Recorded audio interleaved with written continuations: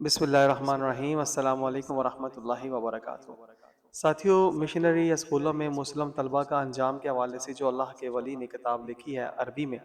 اس کا ہم لوگ اردو ترجمہ جو اس کا مطالعہ کر رہے ہیں۔ تو اس نشست میں ہم اس کے آگے شروع کر رہے ہیں۔ یقیناً ساتھی جو باقاعدگی سے سن رہے ہیں وہ یقیناً اس سے آگے بھی شیئر کرتے ہوں گے۔ تو آئیے سماعت کرتے ہیں اس کے آگے۔ آج اس بات کو جتنا عام کرنے کی ضرورت ہے پہلے کبھی نہ تھی۔ جو کتاب ہم پڑھ رہے ہیں، یعنی کہ جو آپ کے ہاتھ میں ہے، جو میں سنا رہا ہوں، یہ عربی رسالے کا اردو ترجمہ ہے جسے علامہ یوسف نبھانی نے 1930 سے پہلے کچھ عرصہ لکھا تھا، 1830، 1930۔ اس وقت کے احوال کی فکر انگیز گفتگو سے بھر دیا۔ ان کی یہ تحریر دین کا درد رکھنے والے آنکھ نم کر دیتی ہے، دین کا درد رکھنے والوں کی آنکھ نم کر دیتی ہے، کیونکہ کس طرح والدین اپنے بچوں کو محنت مشقت کر کے پالتے ہیں، مگر وہ اپنے بچوں کو پھر اسکولوں کالجوں کی آگ میں ڈھونس دیتے ہیں، جہاں پر بچے ان کے دینی، اخلاقی، روحانی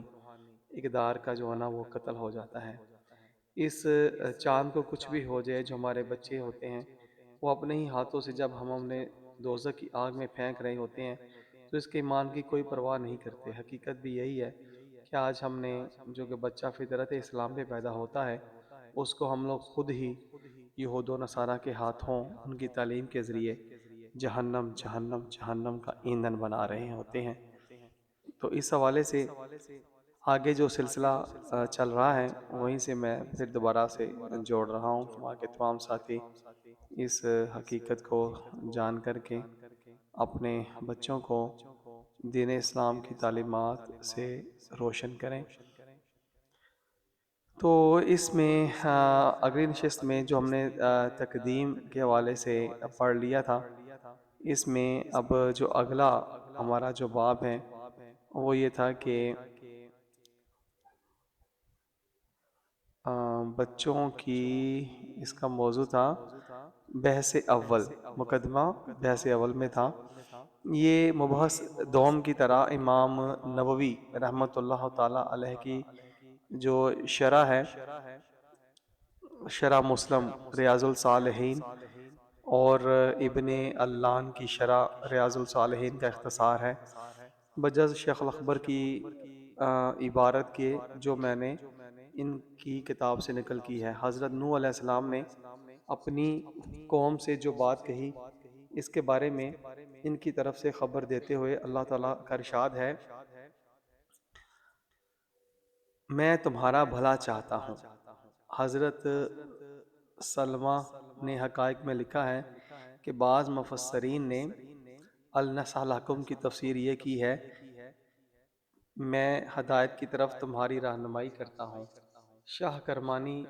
نے فرمایا، نصیحت کی علامت یہ تین ہیں: مسلمانوں کو مصائب میں مبتلا دیکھ کر دل کا غم اور رنجیدہ ہونا، ان کی خیر خواہی کرنا، ان کے ایسے کاموں کی جانب رہنمائی کرنا جو ان کے لیے مفید ہو، اور جن اگرچہ وہ اپنی جہالت اور نادانی سے اس ہدایت اور رہنمائی کو ناگوار سمجھتے ہیں۔ اللہ اکبر! یعنی کہ مسلمانوں کو چاہیے کہ وہ ایک دوسرے کا درد رکھیں، ان کے لیے خیر خواہی والا معاملہ رکھیں، اور اگر وہ غلط کاموں میں ملوث ہیں تو ان کو اچھے کاموں کی طرف لائیں اور برے کاموں سے انہیں نفرت دلوائیں۔ اللہ تعالیٰ نے حضرت ہود صلی اللہ علیہ نبینا علیہ السلام کے بارے میں خبر دیتے ہوئے فرمایا کہ انہوں نے اپنی قوم سے فرمایا، انا لکم ناصح امین، میں خدا کی عبادت کرنے اور اس کے ماں سوا خداؤں سے رشتہ ناتا توڑ لینے کا جو حکم تمہیں دے رہا ہوں، اس میں تمہاری ہی بھلائی ہے، تمہاری بھی خواہ ہوں، اور اللہ کے پیغام کو پہنچانے اور خیر خواہی کرنے میں امانت دار ہوں۔ اس بارے میں حدیثیں بھی بکثرت وارد ہیں۔ ام مسلم ابو رقیہ تمیم بن اوس داری رضی اللہ تعالیٰ عنہ سے روایت کرتے ہیں کہ نبی اکرم صلی اللہ علیہ وآلہ وسلم نے ارشاد فرمایا، دین سراسر خیر خواہی کا نام ہے، یعنی یہ دین کا ستون اور اس کا اقوام ہے۔ جیسے کہ فرمایا حج عرفہ ہے، یعنی حج کا ستون اور اس کا قوام مدار وقوف عرفہ ہے۔ اس حدیث میں دین کو نصیحت قرار دے کر سرکار دو عالم صلی اللہ علیہ وآلہ وسلم نے نصیحت کی اتنی زیادہ تعریف فرمائی کہ اس سے پورا دین ٹھہرایا گیا۔ گرچہ اس کے علاوہ اور بہت سے اوصاف و خصائص پر بھی مشتمل ہے۔ صحابہ کرام کہتے ہیں ہم نے عرض کی کہ یہ خیر خواہی کس کے لیے ہے؟ آپ نے ارشاد فرمایا اللہ تعالیٰ کے لیے۔ خطابی نے بیان کیا کہ اللہ تعالیٰ کے لیے خیر خواہی کا مطلب ہے اس پر ایمان لانا، اس کے ساتھ کسی کو شریک نہ ٹھہرانا اور اس کے اسماء و صفات میں جدال و نزاع نہ کرنا، اس کو صفات و جمال و کمال سے متصف کرنا، ہر طرح کے عیوب اور نقائص سے اس کو پاک جاننا، اس کی فرما برداری کرنا، اس کی نافرمانی سے بچنا، اسی کے لیے محبت کرنا اور اسی کے لیے بغض رکھنا، اس کے فرما برداروں سے دوستی کرنا اور نافرمانوں سے دشمنی رکھنا، اس کے ساتھ کفر کرنے والوں سے جہاد کرنا، اس کی نعمتوں کا معترف ہونا، ان نعمتوں پر اس کا شکر گزار ہونا، تمام معاملات میں اخلاص برتنا، مذکورہ تمام اوصاف کی جانب دعوت دینا اور ان پر لوگوں کو بھارنا، لوگوں کے ساتھ نرمی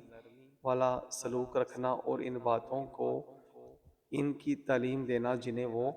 سمجھ سکتے ہوں۔ خطابی نے مزید کہا کہ ان اوصاف میں در حقیقت بندے کی خیر خواہی اپنی ہی خیر خواہی ہے، کیونکہ اللہ تبارک تعالیٰ نصیحت کرنے والوں کی نصیحت سارے عالم سے بے نیاز ہے۔ پھر سرکار نے ارشاد فرمایا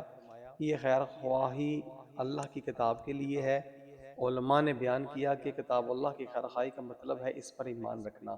یہ اللہ کا کلام اور اس کی نازل کردہ ہے، مخلوق کا کوئی کلام اس کے مشابہ نہیں ہو سکتا، کوئی بھی انسان اس جیسا کلام پیش کرنے پر قادر نہیں۔ کما حق ہو اور اچھے انداز میں اس کی تلاوت کرنا، تلاوت کے وقت فروتنی اختیار کرنا، حروف کی صحیح ادائیگی کرنا، تحریف کرنے والوں کی بے جا تعویلوں سے اس کی حفاظت کرنا، اس کی تمام باتوں کی تصدیق کرنا، اس کے حکام سے آگاہ ہونا، اس کے علوم کو سمجھنا، اس کے حکم کی بجا آوری کرنا، اس کی نصیحتوں پر دھیان دینا، اس کے عجائب پر غور و فکر کرنا، اس کی محکم آیتوں پر عمل پیرا ہونا، متشابہات کو حق ماننا، اس کے عام و خاص اور ناسخ و منسوخ اور اس کی تمام وجوہ و انواع کی تلاش و جستجو کرنا، اس کے علوم کی نشر و اشاعت کرنا، لوگوں کو اس کی ان نصیحتوں کی جانب بلانا جنہیں ہم بیان کر چکے۔ پھر سرکار دو عالم صلی اللہ علیہ وآلہ وسلم نے فرمایا یہ خیر خواہی اللہ کے رسول کے لیے ہے۔ رسول اللہ صلی اللہ علیہ وآلہ وسلم کے لیے خیر خواہی کا مطلب ہے آپ کی رسالت کی تصدیق کرنا، آپ کی لائی ہوئی تمام باتوں پر ایمان رکھنا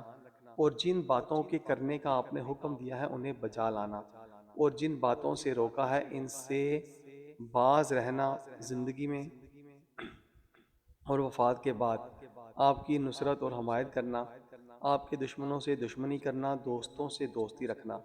آپ کے حق کو عظیم جاننا، آپ کی تعظیم و توقیر کرنا، آپ کے طریقہ و سنت کا احیاء کرنا،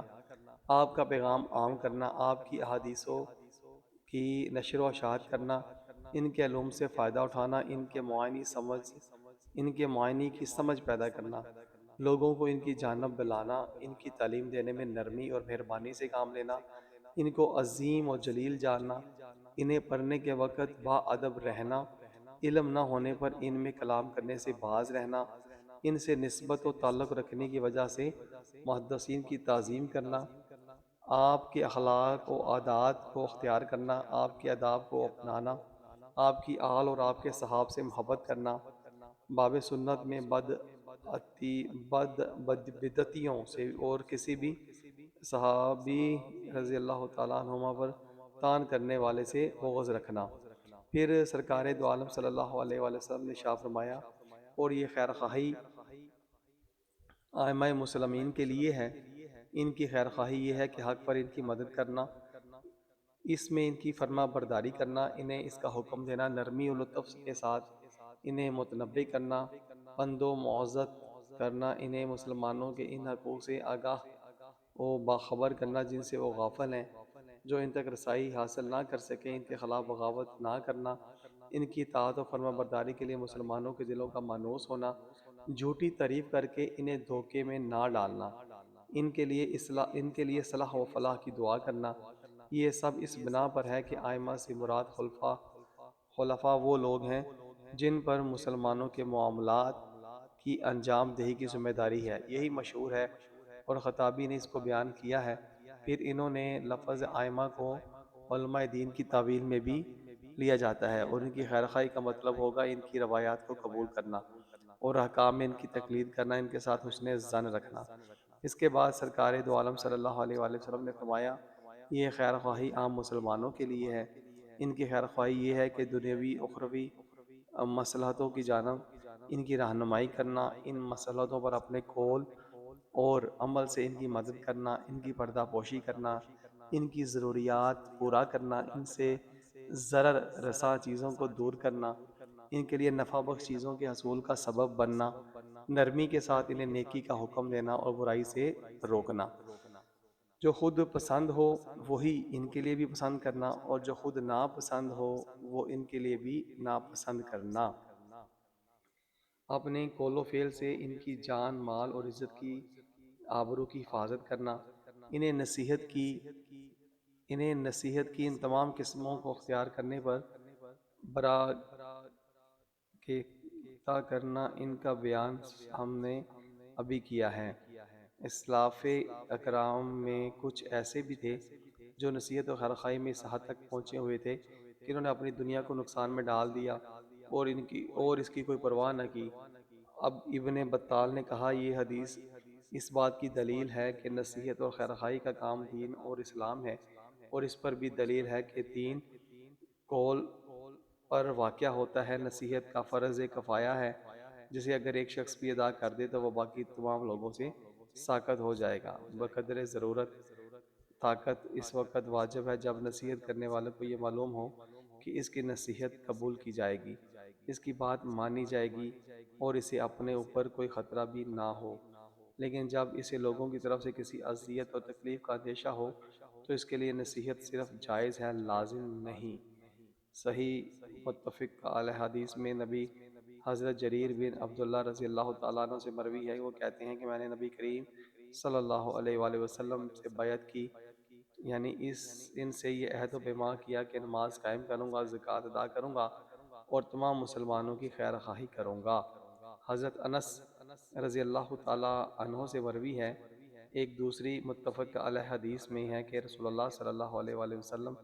نے ارشاد فرمایا، تم میں سے کوئی اس وقت تک مومن نہ ہوگا جب تک وہ اپنے بھائی کے لیے وہی پسند نہ کرے جو اپنے لیے پسند کرتا ہے۔ ابن صلاح نے کہا، اس حدیث کو دشوار اور مشکل سمجھا جاتا ہے،